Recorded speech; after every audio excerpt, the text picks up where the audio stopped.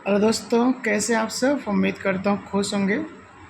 आज मैं एक अजीब सी कोशिश करने की जो है ज़रूरत किया हूँ।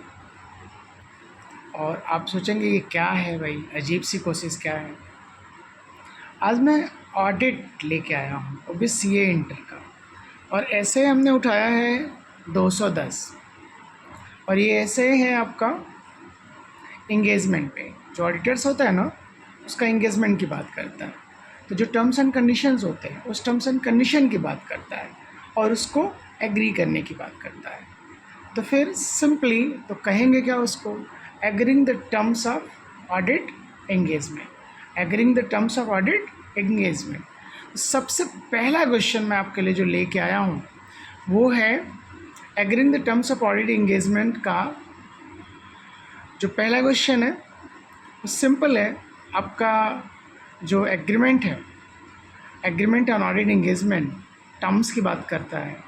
तो उस एग्रीमेंट्स में क्या क्या होना चाहिए, है ना। तो agreements on audit engagement terms जो आपका है, क्या क्या होना चाहिए, आपको कभी पढ़ना नहीं पड़ेगा, बस एक बार आप सुन लो।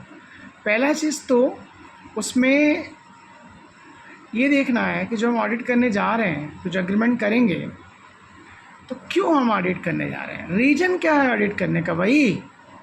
तो objective and scope, okay, objective and scope, ये पहला आपको पॉइंट लिखना वहाँ पे।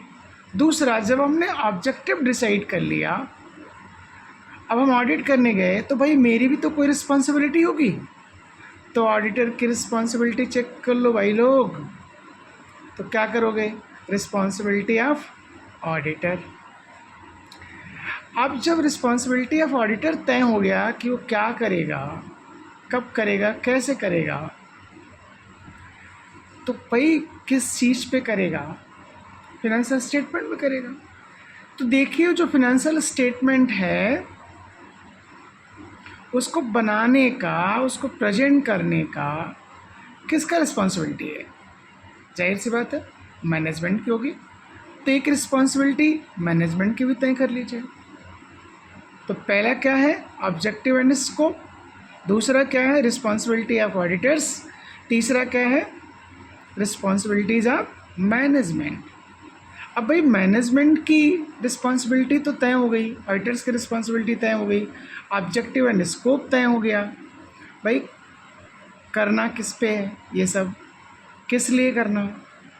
तो सिंपल है, आप जो फिनेंशियल रिपोर्टिंग फ्रेमवर्क है, जो फिनेंशियल स्टेटमेंट है, आप देखो कि ये हमारा financial statement according to financial reporting framework बना है या नहीं। तो आइडेंटिफाई करो आप, identification of applicable financial reporting framework किसके लिए, for the presentation of financial statement. Okay, तो फिनेंशियल रिपोर्टिंग फ्रेमवर्क क्या है भाई, सिंपल है कि किस तरह से हमें अपना फिनेंशियल स्टेटमेंट बनाना है। तो उसके जो है प्रोसीजर क्या है, तो उसको मैं देखना। अब साथ में जब हमने सब कुछ कर लिया, तो भाई हम ऑडिट करेंगे ना। तो ऑडिट करने के बाद हमारा जो रिपोर्ट है वो जाएगा ना। तो रिपोर्ट का फॉर्म एंड कंटेंट देख लीजिए, रिपोर्ट का फॉर्म एंड कंटेंट देख लीजिए, जो ऑडिटर्स रिपोर्ट करेगा, बस हो गया ख़त्म। तो एंगेजमेंट ऑफ ऑडिटर्स में जो पहला आपका क्वेश्चंस है, मैंने जो लेके आपके पास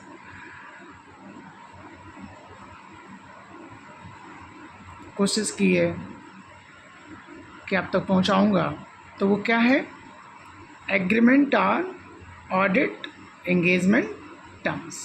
तो 5 बातें याद रखिएगा। ओके, होप समझ में आया होगा। Thank you so much.